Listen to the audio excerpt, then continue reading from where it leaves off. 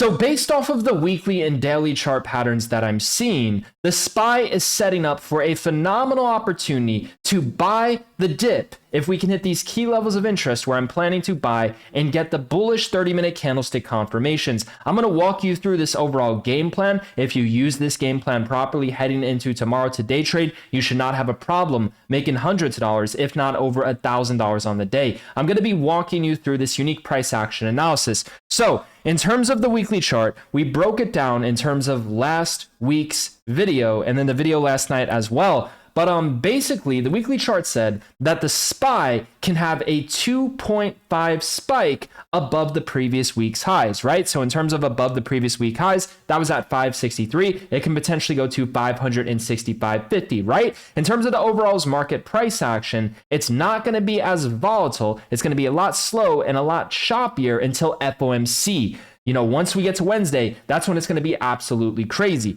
Now, in terms of the overall price action heading into tomorrow, I do believe it's going to be a lot better and a lot more lucrative heading into tomorrow compared to today. So this is the game plan, man.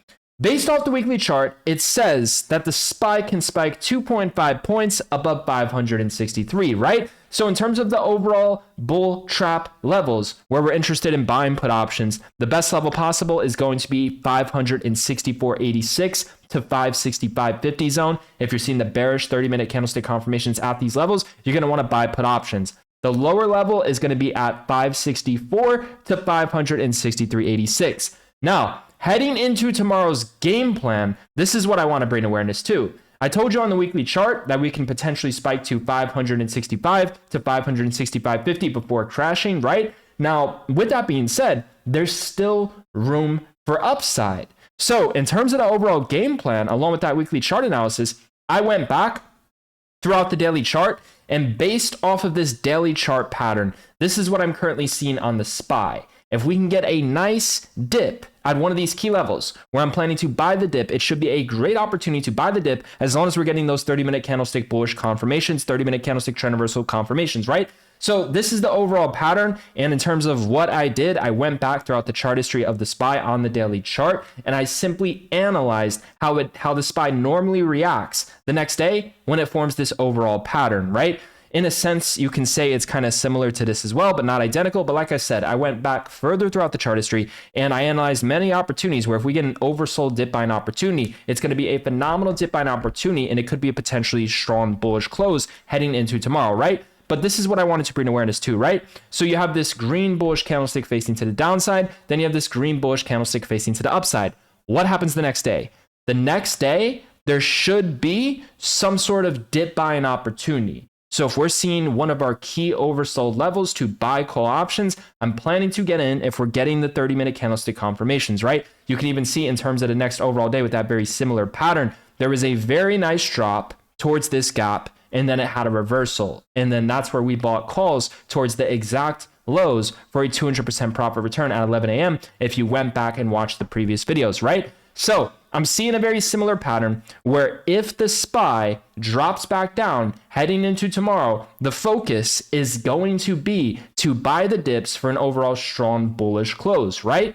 Now, in terms of the levels of interest, this would be your true best level. Heading into tomorrow, your best level possible to buy the dip is going to be at the gap. There's a gap that is waiting to fill below at 559.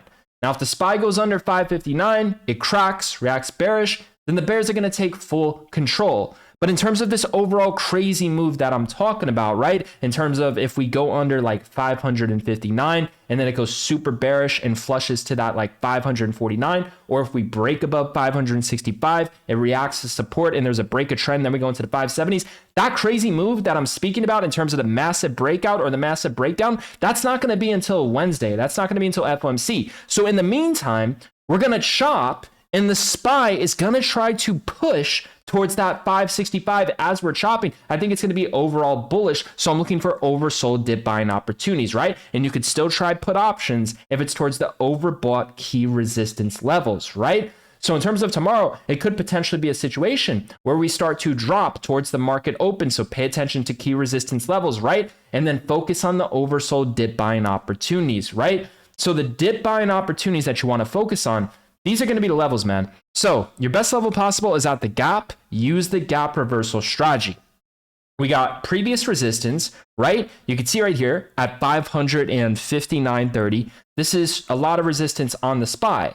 It had a gap and go. It gapped up, it kept on going up. It never dropped back down to this previous resistance, right? So in terms of that overall breakout and retest strategy, once it drops back down to this previous resistance at 559, is likely going to bounce first. And another reason for it to reverse and bounce at that level, right, is because of the gap. There's a gap that is waiting to fill below at 559.09. And it's very unlikely that the SPY, based off this daily pattern, has a strong flush below 559 before the FOMC. You know, tomorrow should be a lot better than it was today. It should be a little bit more volatile, and there should be a really good opportunity for call options, right? But it's still going to be a bit slow and a bit choppy. But I'm telling you, man, best thing you could focus on is call options towards the oversold levels and put options towards the upper levels heading into tomorrow, right? So if you're seeing like a bearish 30-minute red overall bearish confirmation at 564, 565, the lowest level I would go with is like 563. One of those levels, right? You're seeing the bearish 30-minute candlestick confirmation towards that market open session. You're going to want to try a scalp on puts, right? Because it's at major resistance earlier into the day, and it's likely based off this pattern going to have a strong dip buying opportunity. So if we're not having a massive gap down and we're towards upper resistance with 30-minute bearish candlesticks, 30-minute trend reversal candlesticks, very early in the morning, you're going to want to try puts at 563, 564, or 565, right? And then in terms of calls, you need to be aware of this overall level. Next level of interest to keep an eye on is 560, and the next level above that is going to be 561. That would be the absolute highest. But just be aware, if we are maintaining above this 561.80 to 562, it's going to maintain overall bullish. To get a true oversold dip, the SPY needs to maintain as resistance in between 563 to 565, and it simply needs to crack 562. We crack 562, especially in the morning, we're going to see a nice quick drop, and there should be an oversold dip buying opportunity. So we're keeping an eye on 561, keeping an eye on 560, and then the best level would be at 559, man. If it went under 559, then the next level below that I would focus on would be that 557. If we drop to 557 tomorrow, that would just be an automatic dip buying opportunity if we drop that low, right? Now, that's going to be the overall game plan. So focus on the oversold levels for calls, focus on the overbought higher resistance levels for puts, use the 30-minute candlestick confirmations. Based off of how we're setting up, man, I'm telling you, there should be phenomenal dip buying opportunities for a strong potential bullish close. So one thing I want to make very clear in terms of this overall situation, if we are gapping up or if we are opening up flat and you are seeing a 30-minute red bearish candlestick towards those resistance levels, you're going to want to try put options for a scalp first, right? And then in terms of the calls, very, very simple. You can keep an eye on 561. You can keep an eye on 560. The true best level is going to be 559. Gap reversal, breakout and retest, previous resistance to react to support, right? Now, with that being said, that's the overall game plan. So I'm telling you, man, you use this game plan with these overall levels, you should not have a problem making money heading into the market tomorrow, man. I gave you a game plan for puts in terms of early in the morning, what needs to happen. And then I gave you the game plan for calls, right? And you can simply wait for the traps to get created. You can wait for the bull or bear trap to get created. You can miss out on the initial overall move, man. If we're dropping strong into the morning and we're heading back to 559, 560 is likely going to try to close strong, right? So just in terms of overall trend and pattern recognition, just really focus when, the SPY is at these key oversold dip levels, focus on previous resistance reacting as overall support, right? So look for floors at previous resistance levels, right? So in terms of the SPY, you can see you have resistance right here for over 2 hours on the 30-minute chart. You have all this resistance at 561.50, 561.50, 561.30, 561.50, 562. Once it breaks above this resistance level, right? That means that the trend is maintaining overall bullish, right?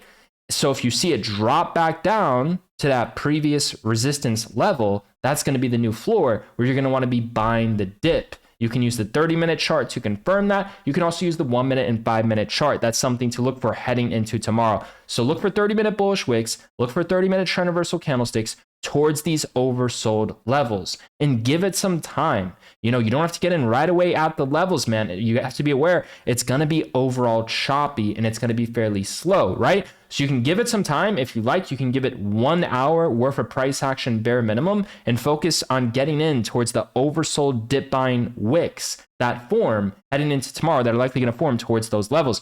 So that's the overall game plan. Now, for those of you who do want to trade alongside with us, it's going to be the first link down below within the description. If you would like to trade alongside with us, you get access to our real-time zero-day trading options trade alert system. It's the first link down below within the description. We are known for buying cheap, far, low risk, out of money option contracts. We're known for selling them deep in the money for the biggest percentage gains within the market, and we have the highest win rate in the game doing this. With that being said, it's the first link down below in the description if you would like to join us, and we will see you guys heading into the chat tomorrow.